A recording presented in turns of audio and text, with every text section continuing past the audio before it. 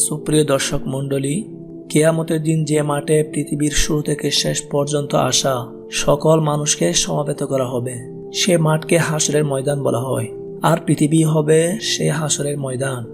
বিচারের জন্য আল্লাহ তাআলা সব সৃষ্ট জীবকে উক্ত ময়দানে জমায়েত করবেন এবং পার্থিব জীবনের হিসাব নিকাশ শেষে জান্নাতে ও জাহান্নামে প্রেরণ করা হবে। ওই ময়দানে মানুষ একটি নতুন পৃথিবী দেখতে পাবে, যার চিত্র ও দৃশ্য এই পৃথিবী থেকে সম্পূর্ণ হবে ভিন্ন। হাসরের এই সুবিশাল ভয়ানক মাঠে যা কিছু প্রথম সংঘটিত হবে এ নিয়ে অত্যন্ত পরিষ্কার আলোচনা রয়েছে নবীজির বিভিন্ন হাদিসে। এমন কয়েকটি গুরুত্বপূর্ণ বিষয় নিয়ে আজকের উপস্থাপনা। চলুন শুরু করা যাক আজকের আলোচনা।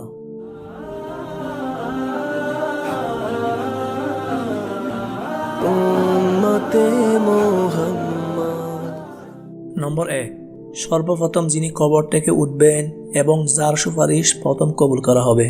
পৃথিবীর মহাপ্রলয় সংঘটিত হওয়ার বহু সময় পর আল্লাহ তাআলার আদেশে ইসরাফিল আলাইহিস সালাম দ্বিতীয়বার সিংহায় ফু দেবেন। তখন কবরগুলো বিদীর্ণ হয়ে সব মানুষ জেগে উঠবে এবং হাসরের মাঠে সমবেত হবে। সর্বপ্রথম কবর থেকে উঠবেন পৃথিবীর শ্রেষ্ঠ মানব সাইয়্যিদুল মুরসালিন রাহমাতুল লিল আলামিন হযরত মুহাম্মদ সাল্লাল্লাহু আলাইহি ওয়াসাল্লাম।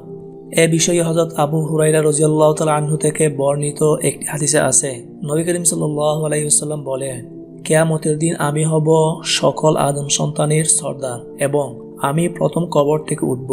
আল্লাহর নিকট আমি সর্বপ্রথম সুপারিশ করব, আমার সুপারিশই প্রথম কবুল হবে। সুবহানাল্লাহ। নম্বর 2, সর্বপ্রথম যাকে সম্বোধন করা হবে। হাসরের ময়দানে পৃথিবীর শুরু থেকে শেষ পর্যন্ত আসা সমস্ত মানুষকে সমবেত করা হবে। সে ভয়াবহ দিনে যাকে সর্বপ্রথম সম্বোধন করা হবে তিনি হলেন মানব জাতির প্রথম সদস্য হযরত আদম আলাইহিস সালাম। আবু হুরায়রা রাদিয়াল্লাহু তাআলা আনহু থেকে বর্ণিত, রাসূলুল্লাহ সাল্লাল্লাহু আলাইহি ওয়াসাল্লাম বলেছেন, হাসরের ময়দানে সর্বপ্রথম আদম আলাইহিস সালামকে ডাকা হবে। তিনি তার বংশধরকে দেখতে পাবেন। তখন সবাইকে বলা হবে, ইনি হচ্ছেন তোমাদের পিতা আদম। জবাবে সবাই বলবে, হাজির হাজির, আমরা আপনাকে দেখতে হাজির। এরপর তাকে আল্লাহ তাআলা বলবে, তোমার বংশধর থেকে জাহান্নামীদের বের করো। তখন হযরত আদম আলাইহিস সালাম বলবেন, হ্যাঁ আমার রব, কি পরিমাণ বের করব? আল্লাহ বলবেন, প্রতি 100 থেকে 99 জনকে বের করো। নবীজির মুখে এই কথা শুনে সাহাবীরা বলে উঠলেন, ইয়া রাসূলুল্লাহ, প্রতি 100 থেকে যখন 99 জনকে বের করা হবে তখন আর আমাদের মাঝে অবশিষ্ট থাকবে কি? তখন নবীজি বললেন, নিশ্চয় অন্য সব উম্মতের তুলনায় আমার উম্মত হচ্ছে কালো ষাঁড়ের গায়ের সাদা পশমের মতো। নম্বর 3, সর্বপ্রথম যাকে কাপড় পরানো হবে। হাসরের মাঠে মানুষ খালি পায়ে বস্ত্রহীন অবস্থায় উঠবে, কারো শরীরে কোনো কাপড় থাকবে না। হযরত ইবনে আব্বাস রাদিয়াল্লাহু তাআলা আনহু থেকে বর্ণিত, নবী করিম সাল্লাল্লাহু আলাইহি ওয়াসাল্লাম বলেন, হে মানব জাতি, নিশ্চয় কিয়ামতের দিন নগ্ন পদে বস্ত্রহীন ও খৎনাবিহীন অবস্থায় হাসরের ময়দানে তোমাদেরকে একত্র করা হবে এবং কিয়ামতের দিন সর্বপ্রথম কাপড় পরানো হবে হযরত ইব্রাহিম আলাইহিস সালামকে। সর্বপ্রথম হযরত ইব্রাহিম আলাইহিস সালামকে কাপড় পরানোর ব্যাপারে উলামায়ে কেরাম বেশ কিছু রহস্য বর্ণনা করেছেন। তার মধ্যে চমৎকার একটি রহস্য হলো, মুশরিকরা যখন হযরত ইব্রাহিম আলাইহিস সালামকে আগুনে জ্বালানোর জন্য বিশাল অগ্নিকুণ্ড প্রস্তুত করলো, কয়েক মাস ব্যাপী লাকড়ি সংগ্রহ করলো, এমনকি আগুনের লেলিহান শিখা ঊর্ধ্বদিগন্তে উঠতে লাগলো। পাখিরা আগুনের তাপে গলে গলে পড়তে থাকলো। এমত অবস্থায় যখন তাকে নিক্ষেপের ইচ্ছা করলো তখন তাকে বস্ত্রহীন করে ফেললো। এতে তিনি ধৈর্য ধারণ করলেন, সওয়াবের আশা রাখলেন এবং আল্লাহর উপর ভরসা করলেন।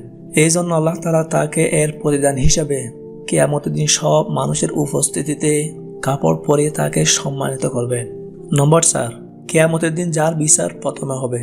হযরত আবু হুরায়রা রাদিয়াল্লাহু তাআলা আনহু নবী করিম সাল্লাল্লাহু আলাইহি ওয়াসাল্লামের কাছে বলতে শুনেছেন, কিয়ামতের দিন প্রথম যার বিচার হবে সে একজন শহীদ। তাকে আল্লাহর দরবারে হাজির করা হবে। আল্লাহ তাআলা তাকে তার দেওয়া নিয়ামতের কথা স্মরণ করিয়ে দেবেন।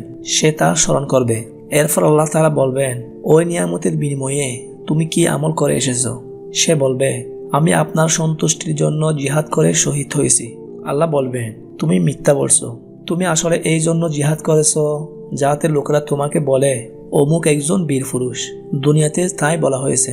এরপর ফেরেশতাদের আদেশ করা হবে আর তাকে টেনে নিয়ে গিয়ে জাহান্নামে ছুড়ে দেওয়া হবে। দ্বিতীয় লোক সে যে ইলম শিক্ষা করছে, অন্যকে শিখিয়েছে এবং কোরআন পড়ছে, তাকে আল্লাহর দরবারে উপস্থিত করা হবে। আল্লাহ তাআলা তাকে পৃথিবীতে দেওয়া তার সব নিয়ামতের কথা স্মরণ করিয়ে দেবেন। সে সব কিছু স্মরণ করবে। এরপর আল্লাহ তাআলা বলবেন, এসব নিয়ামতের বিনিময়ে তুমি কি আমল করে এসেছো?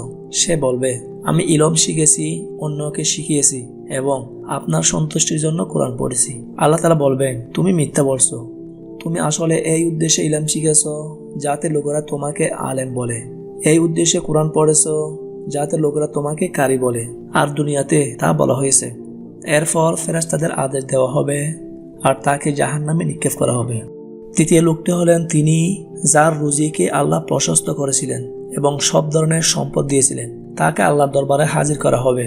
আল্লাহ তাকে তার দেওয়া সব নিয়ামতের কথা স্মরণ করিয়ে দেবেন। সে সব কিছু স্মরণ করবে। এরপর আল্লাহ প্রশ্ন করবেন, তুমি ওইসব নিয়ামতের বিনিময়ে কি আমল করে এসেছো? সে বলবে, যেসব রাস্তায় দান করলে আপনি খুশি হন সেই সব রাস্তায় আপনার সন্তুষ্টি লাভের উদ্দেশ্যে দান করেছি। আল্লাহ তাআলা বলবেন, তুমি মিথ্যা বলছো। তুমি আসলে এই কারণে দান করছিলে যাতে লোকেরা তোমাকে দানবীর বলে, আর দুনিয়াতে তা বলা হয়েছে। এরপর ফেরেশতাদের হুকুম করা হবে এবং তাকে টেনে নিয়ে গিয়ে জাহান্নামে নিক্ষেপ করা হবে। নম্বর 5, সর্বপ্রথম যাদের হিসাব নেওয়া হবে। হাশরের ময়দানে সকল নবীর উম্মত থেকে হিসাব নেওয়া হবে, তবে সর্বপ্রথম হিসাব নেওয়া হবে উম্মতে মুহাম্মদী থেকে। হযরত ইবনে আব্বাস রাদিয়াল্লাহু তাআলা আনহু থেকে বর্ণিত, নবী করিম সাল্লাল্লাহু আলাইহি ওয়াসাল্লাম বলেন, আমরা সর্বশেষ উম্মত এবং সর্বপ্রথম আমাদের হিসাব নেওয়া হবে। বলা হবে, উম্মি উম্মত ও তাদের নবী কোথায়? আমরা হলাম শেষ আগমনের দিক থেকে আর প্রথম হিসাব ও জান্নাতে প্রবেশের ক্ষেত্রে। সুবহানাল্লাহ। নম্বর 6, সর্বপ্রথম যে ইবাদতের হিসাব হবে। হাশরের দিন প্রত্যেকটা ইবাদতের হিসাব নেওয়া হবে, আর ইবাদতের মধ্যে সর্বপ্রথম হিসাব হবে নামাজের। হযরত আনাস ইবনে মালিক রাদিয়াল্লাহু তাআলা আনহু থেকে বর্ণিত, নবী করিম সাল্লাল্লাহু আলাইহি ওয়াসাল্লাম বলেন, কিয়ামতের দিন বান্দার সর্বপ্রথম হিসাব নেওয়া হবে নামাজের। যদি নামাজ সঠিক হয় তাহলে তার সব আমল ঠিক, আর নামাজ যদি নষ্ট হয় তাহলে সব আমল নষ্ট। নম্বর 7, সর্বপ্রথম যে কৃতকর্মের হিসাব হবে। রক্তপাত ঘটানো বা কাউকে হত্যা করা জঘন্য একটি অপরাধ। তিরমিজি শরীফের একটি হাদিসে এসেছে, দুনিয়া ধ্বংস করে দেওয়ার চেয়েও আল্লাহর কাছে ঘৃণিত কাজ হলো মানুষ হত্যা করা। এই জন্য মানুষের কৃতকর্মের মধ্যে সবার আগে হিসাব হবে এই রক্তপাতের। হযরত ইবনে মাসউদ রাদিয়াল্লাহু তাআলা আনহু থেকে বর্ণিত, তিনি বলেন, রাসূলুল্লাহ সাল্লাল্লাহু আলাইহি ওয়াসাল্লাম বলেছেন, কিয়ামতের দিন সর্বপ্রথম মানুষের মাঝে ফয়সালা হবে রক্তপাতের ক্ষেত্রে। রক্তপাতের বিষয়টি জটিল হওয়ার কারণে এর বিচার আগে হবে। কুফর শিরকের পর এটি সবচেয়ে বড় পাপ।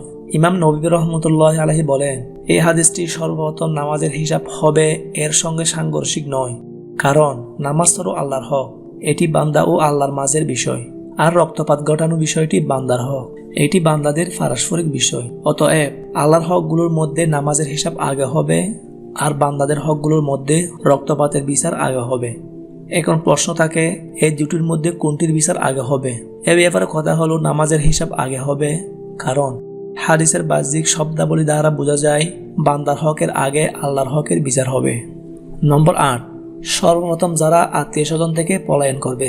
কিয়ামতের দিন মানুষ নেকি দিয়ে দিতে হবে এই জন্য, কিংবা লজ্জায় আত্মীয় স্বজন থেকে পালিয়ে বেড়াবে। হযরত হাসান রাদিয়াল্লাহু তাআলা আনহু বলেন, কিয়ামতের দিন সর্বপ্রথম পিতা থেকে ফালাবেন হযরত ইব্রাহিম আলাইহিস সালাম, সর্বপ্রথম আপন পুত্র থেকে ফালাবেন হযরত নূহ আলাইহি ওয়াসাল্লাম এবং সর্বপ্রথম স্ত্রী থেকে ফালাবেন হযরত লূত আলাইহিস সালাম।